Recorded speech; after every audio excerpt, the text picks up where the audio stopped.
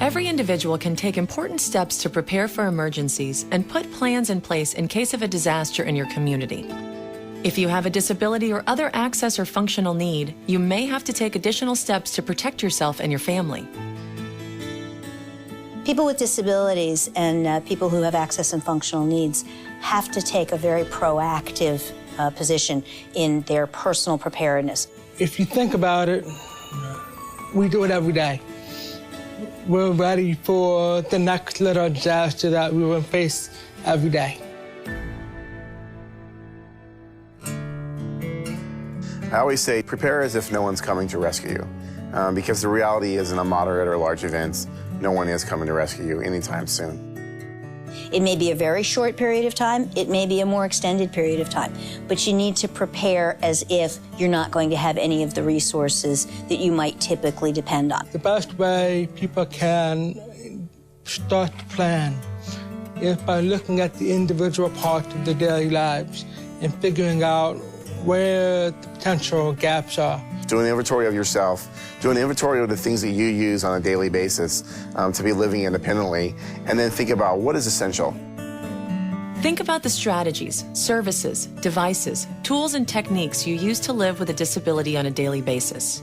These may include medications, durable medical equipment, service animals, assistive technology, communication tools, and transportation. You really have to be focused as to what are your needs if you end up going to a shelter for 4 or 5 days, or if you're stuck in sheltering in place because people just can't get to you. What are the essential things that you're going to need to be able to survive? As you think about assembling a support team, you need to be thinking about who are the people in your workplace, who are the people in your neighborhood, who are the people in your community, who might be able to assist you. Go over your emergency plan with everyone in your support network. Make sure that someone in your personal support network has an extra key to your home and knows where you keep your emergency supplies. And teach them how to use any life-saving equipment or administer medicine in case of an emergency. It's important that you find out in those places where you receive services on a regular basis, you find out what their emergency plans are. Ask them. If you are a person who gets dialysis, what are their emergency plans? If you're a person who uses paratransit services, what are their emergency plans for providing paratransit? A standard emergency kit includes water, food, and medicine to sustain all members of your household for at least 3 days. Visit Ready.gov for a complete list of suggested items, along with recommendations for how to prepare a family emergency plan. Everybody needs to have a kit, and a kit really needs to have some very basic things in it, some water, some food. But then you're going to want to customize that kit to make sure that it has the things that you need.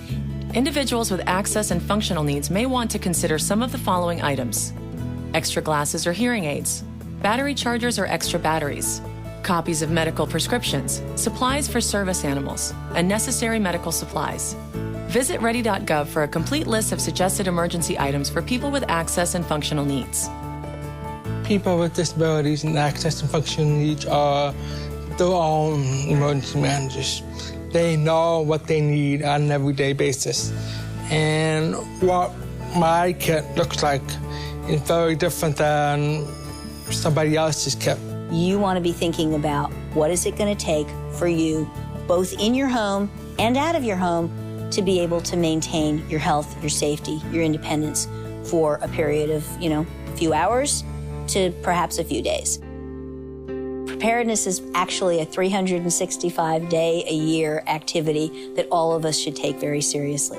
It's important that every day we do a little something to keep ourselves as prepared as we possibly can. The most empowering thing you can do is take charge for yourself during disaster, during the little storms and the big storms.